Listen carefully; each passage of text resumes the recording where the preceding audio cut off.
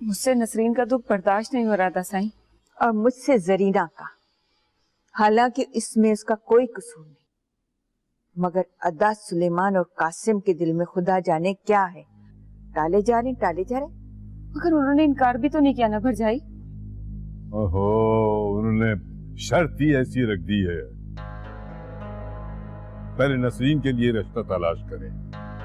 हद हो गई है, हमारी अपनी परेशानियां कुछ कम है मुमताज। वो तो ऐसे ही कह दिया था उन्होंने। दोनों के दोनों जिद्दी हैं, आप लोग जानते हैं उन्हें। हालात बदल चुके हैं। आप शामिर को क्यों नहीं समझाते? क्या समझाऊं? यही कि नसरीन ने किसी की भी डोली में बैठने से इनकार कर दिया। उसने साफ साफ ये बात कह दी है। तो नबीला का किस्सा भी खत्म। अपने मर्दों को समझाओ, पहले जरीना की डोली उठाएं, फिर नसरीन की बात करें। अदा सुलेमान और कासिम ने हमारे साथ अच्छा नहीं किया। उनकी तरफ से मैं माफी मांगती हूँ भरजाई आपसे। वो दोनों ऐसे हैं, आप लोग जानते हैं। फातिमा ठीक कह रही है, पहले जरीना। मुझे कब एतराज है? मगर क्या? अब भी अगर मगर? मैंने उनको बहुत समझाने की कोशिश की है। अगर अदा सही समझाएंगे ना तो वो मान जाएंगे। मैं कोई बात नहीं करूंगा।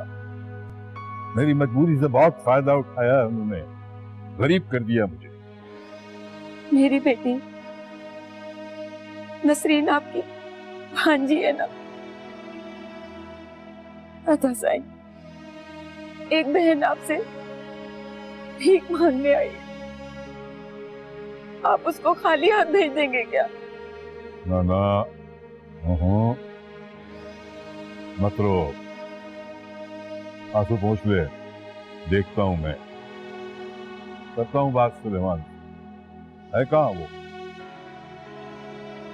वो दोनों तो शहर गए शामिर से मिलने, शाम तक आ जाएंगे।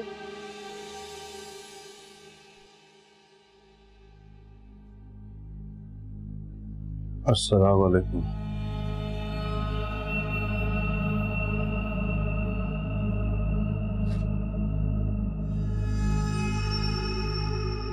समझ नहीं आ रहा, उन्होंने तुम्हें लूटा भी नहीं और हमला भी कर दिया। हो सकता है किसी और के धोखे में। मैं क्या कहूं, मेरी तो दुनिया ही उजड़ गई।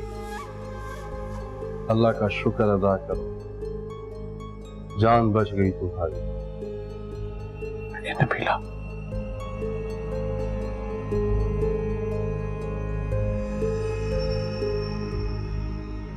देखो क्या हाल है इसका।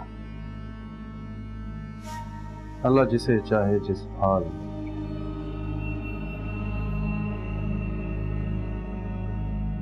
दुआ करो कासिम। बाबा सही दरबार गए हैं मन्नत मांगने, फिर मैं यहाँ आया और बता रहे थे कि पूरे 15,000 की चादर चढ़ाई है मैं।